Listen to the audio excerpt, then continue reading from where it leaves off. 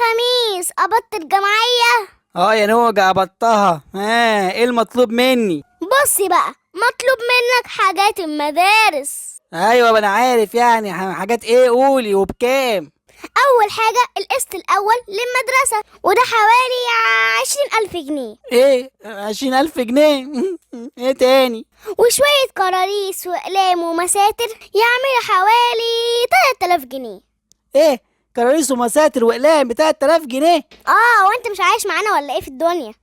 طيب وايه كمان؟ قولي. ولبس المدرسة ده حوالي ممكن يعمله 4000 جنيه.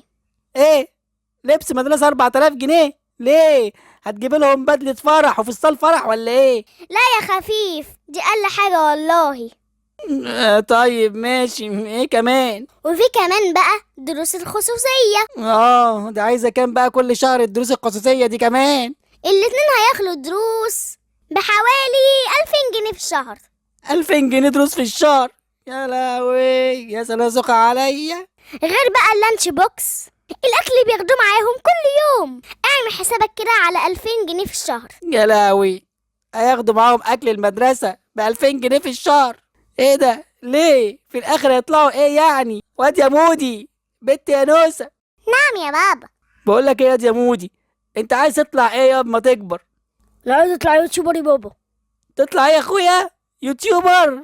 يا بابا بيكسبوا كتير قوي. وانت يا نوسة عايز تطلعي ايه لما تكبري؟ انا عايزه اطلع تيك توكر. تطلعي توك توك؟ تطلعي توك توك ازاي يعني؟ تيك توكر يا بابا، يعني ابقى مشهورة على التيك توك واعمل لايفات وتحديات، دول بيكسبوا كتير قوي يا بابا. واحد عايز يطلع يوتيوبر والتاني عايز يطلع تيك توكر. يا خيبتك يا خميس على كل المصاريف.